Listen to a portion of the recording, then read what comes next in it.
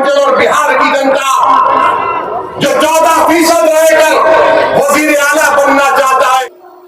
अस्सलामु अलैकुम वरहमतुल्लाहि वबरकातुहू। दोस्तों, उम्मीद है कि आप सब बखैर होंगे। चलिए, आज का वीडियो शुरू करने से पहले आपसे छोटी सी दरखास्त है कि आप चैनल को ज़रूर सब्सक्राइब करें, लाइक और शेयर करें। चलिए, आपका वक्त ज़ाय करने से पहले बेहतर है कि वीडियो शुरू किया जाए।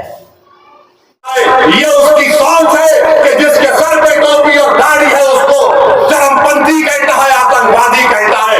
बताओ, इस तेजस्वी और मोदी में क्या फर्क बाकी रहा? क्या फर्क बाकी रहा?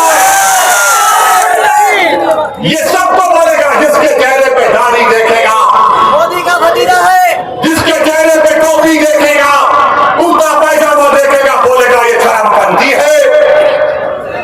मेरे दोस्त, पहचानो इन लोगों को।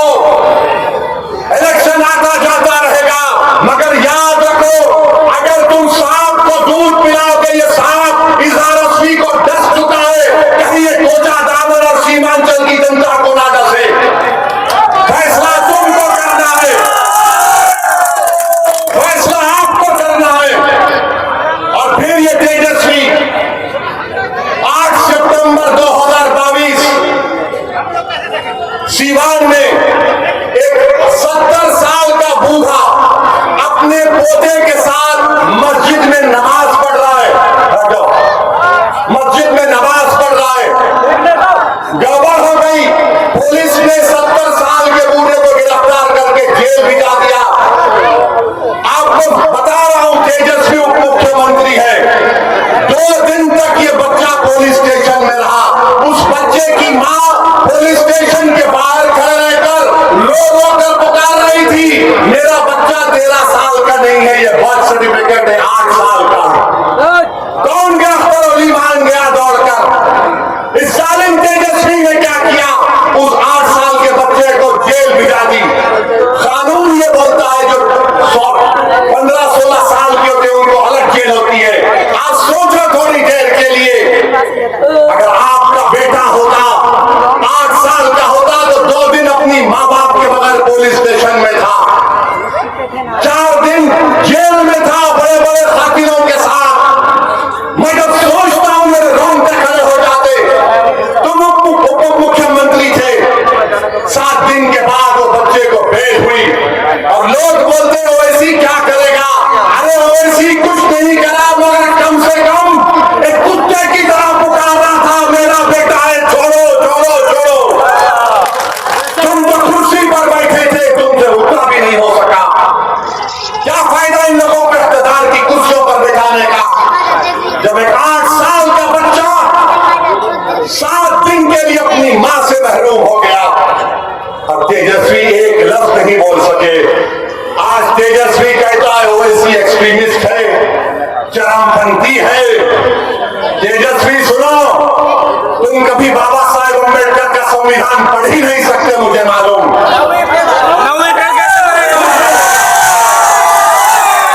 बाबा साहब के अम्बेडकर के संविधान पर, अल्लाह के नाम पर मैंने 2 मरतबा बहैसियत विधायक उस वक्त के आंध्र प्रदेश में 2 मरतबा हल्फ किया, मुझे 4 मीनार से मुंतखब किया।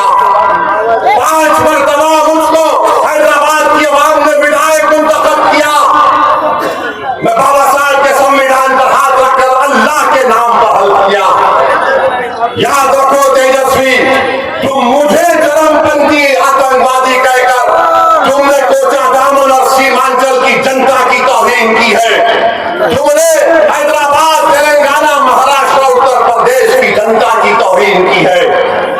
तुम्हारी ये ज़हनियत है कि जो तुम्हारे सामने नहीं झुकता, जो तुम्हारे सामने नहीं बिकता, जो तुम्हारे बाप से नहीं डरता, तो उसको चरमपंथी कहते हो। ये सोच उस शख्स की है जो बिहार का मुख्यमंत्री बनना चाहता है। क्यों मुख्यमंत्री बनना चाहता है? 15 साल परिवार को मिले। अब हमने क्या कहा, मजलिस ने क्या कहा, जब 3.5% के मल्ला बरादरी वाले उप मुख्यमंत्री बनने का ऐलान करते हैं, तो फिर 17% मुसलमान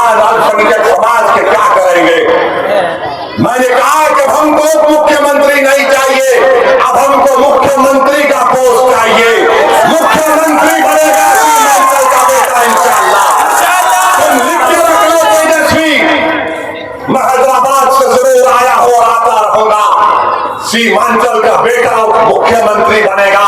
तुम नहीं बनोगे, ना बनने देंगे इंशाअल्लाह। तुमने इतनी नफरत है, एक चेहरे पे दाढ़ी, सर पे टोपी, तो एक्सट्रीमिस्ट। कभी तुमने पढ़ा एक्सट्रीमिस्ट किसको बोलते हैं? कभी तुमने देखा एक्सट्रीमिस्ट किसको बोलते हैं?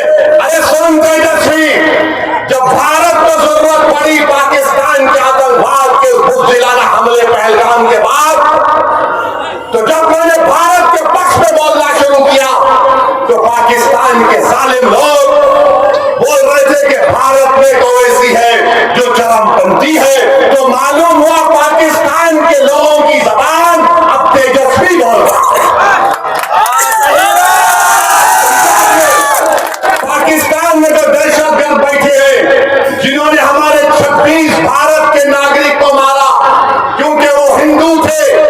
जब ओवैसी खड़ा हुआ भारत के सालिमियत के नाम पर, तो पाकिस्तान के तमाम लोग बोले ये शेरवानी, सर पे टोपी, चेहरे पे दाढ़ी, ये एक्सट्रीमिस्ट है, ये चरमपंथी है, आतंकवादी है। तो लगता है तेजस्वी तुम पाकिस्तान से ये लफ्ज उठाए हो। इतनी पाकिस्तान से हो गई तेजस्वी। मुझे पाकिस्तान से कभी ना मोहब्बत थी ना रहेगी। मेरी रगों में उन लोगों का खून है जिन्होंने पाकिस्तान को जाने वालों का बायकॉट किया। मेरी रगों में उन लोगों का खून है जिन्होंने अंग्रेजों को मार के भगाया था। हमको भारत के नागरिक होने का फख्र है, मगर ये शख्स चरमपंथी कहता है, वो पाकिस्तान के आतंकवादी भी मुझे एक्सट्रीमिस्ट और आतंकवादी कहते हैं। तो लगता है तेजस्वी को तालीम पाकिस्तान के आतंकवादी दे रहे हैं, पाकिस्तान के आतंकवादी दे रहे हैं। बोलो बाबू बोलो, याद रखो तेजस्वी, असदुद्दीन ओवैसी को तुमने पहचाना नहीं, तुम जानते नहीं असदुद्दीन ओवैसी को। मैं बागों में चलकर, चमन में चलकर यहां तक नहीं पहुंचा सीमांचल को। मैं 4 मरतबा जेल को गया हूं। एक वक्त 45 दिन अकेले जेल में था, जेल की कोठरी में था। चंद्रबाबू नायडू समझ रहा था कि ओवैसी को अकेले जेल की कोठरी में रखने से ये डूब जाएगा। मैं टूटा नहीं, मेरे अल्लाह का करम था। मैं दुआएं करता था, मस्जिद उस जेल में नमाजें पढ़ता था और अल्लाह से दुआ करता था कि रब्बे करीम, जेल को जाना सुन्नत है, तू मेरी इस चीज को कबूल कर ले। और मेरे जिंदगी का अजीम मकसद ये है, जेल में मैंने दुआ की कि परवरदिगार, ये जिंदगी तेरी दी हुई अमानत है। मेरी आंख तू बंद करने से पहले मेरी एक ही दिली तमन्ना है कि गरीब और मजलूम अवाम की सियासी क़यादत खड़ा कर दे। जेल में मैंने दुआ की थी, नहीं मालूम। आज मैं सीमांचल को आ गया, बाकी बात आपसे बात कर रहा हूं, 29-28 साल पुरानी बात कर रहा हूं। और ये कहकर कहता है चरमपंथी, आतंकवादी। तेजस्वी तुमको बहुत भारी पड़ेगा। 11 तारीख के दिन जब कोचादामन की जनता जाएगी तो वोट डालेगी दलालों के लिए नहीं, बल्कि शराफत के नाम पर वोट डालेगी इंशाअल्लाह। तुमने मुझे एक्सट्रीमिस्ट कहा ना, अब तुम देखते जाओ। अरे ये जबान बहुत दराज है। याद रखो जब ओवैसी ने कहा कि 17% का मुख्यमंत्री होगा, अब्दुल्ला का बेटा मुख्यमंत्री होगा, ईसा का बेटा, फातिमा का बेटा बिहार का मुख्यमंत्री होगा इंशाअल्लाह। लोग इंशाअल्लाह, तो लोगों ने कहा तेजस्वी को बड़ी तकलीफ हुई, वो बहुत परेशान है, ये ओवैसी क्या बोल रहा है। अरे बाबू, ख्वाब देखना गुनाह नहीं है, दुआ करना गुनाह नहीं है, मगर ख्वाब और अपने अज़ाइम को, अपने ख्वाहिशों को पूरा करना, अगर उसमें इखलास है तो अल्लाह कामयाबी देने वाला है। यादव 14% है और तेजस्वी 36% यादव को टिकट देता है। इजहार अस्वी को इस्तेमाल किया, पीठ पे खंजर मारा, और जिसमें ज्यादा